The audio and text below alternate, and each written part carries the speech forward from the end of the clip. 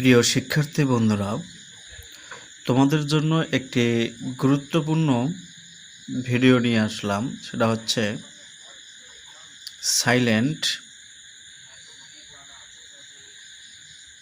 Silent letter.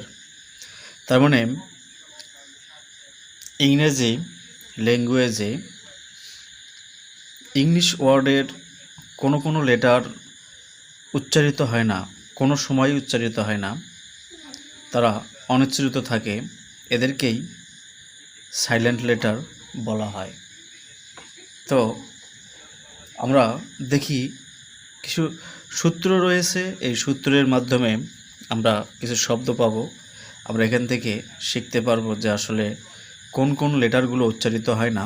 তার মধ্যে আমরা যদি 1 নম্বরে যাই, তা হচ্ছে যেমন এই যে ডাব্লিউ শব্দটা আছে, এরপরে যদি এইচ অথবা আর থাকে, ঠিক আছে, তাহলে এই ডাব্লিউ এর উচ্চারণটা হবে না।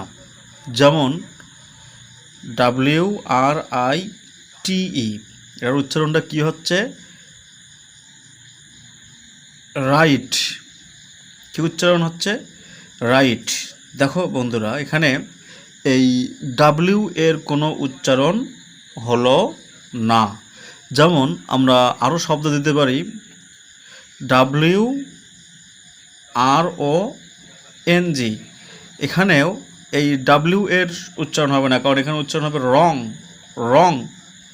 এরকম করে যেমন আরও দেয়া যায় হু, এখানে ডাব্লিউ এর উচ্চারণটা হলো না, হু, ঠিক আছে। যেমন আর একটা WRESTLING,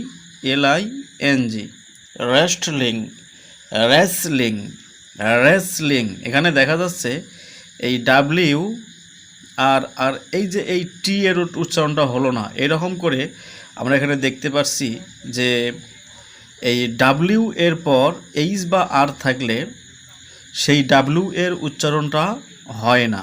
ওকে, এরকম আমরা আরও অনেক উদাহরণ দেখতে পাবো। যেমন আরেকটি ক্ষেত্র হচ্ছে এই যে ইংরেজি শব্দের শেষে TCH থাকলে এটার উচ্চারণ চ হবে। তাহলে আমরা তো জানি CH তে চ হয়ই, তাহলে এখানে টি এর উচ্চারণটা হবে না। যেমন CATCH, ক্যাচ, টির উচ্চারণ হলো না। BATCH, ব্যাস, বির উচ্চারণ হলো না। তারপরে MATCH, টির উচ্চারণ হলো না। এইভাবে এখানে এই টি এর উচ্চারণ না হলো না বিধায় আমরা এটাকে এই টিকে বলবো যে T is used here as silent letter. আশা করি তোমরা বুঝতে পেরেছো। আমরা এখন আরেকটি রুলে যাচ্ছি। যেমন এম এবং বি যদি পাশাপাশি থাকে এবং এদের পরে অর্থাৎ বি এর পরে যদি কোনো ভাউয়েল না থাকে, তাহলে এখানে অবশ্যই এই বি এর উচ্চারণটা হবে না। যেমন BOMB উচ্চারণ কিন্তু এখানে হচ্ছে বম, বির কোনো উচ্চারণ হলো না। তারপরে COMB, কম, এটাকে আমরা কৌম বলতে পারি, বৌম বলতে পারি, বি এর উচ্চারণ হলো না।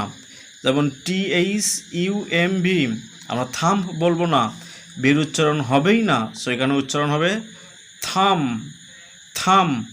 তারপরে এই যে আমরা যেটা ইউটিউব চ্যানেলে থাম্বনেইলটা বানাই, সেটা এই রকম বানান। এখানে বি এর উচ্চারণ আদৌ হবে না, কখনো হবে না, থাম্বনেইল। ওকে।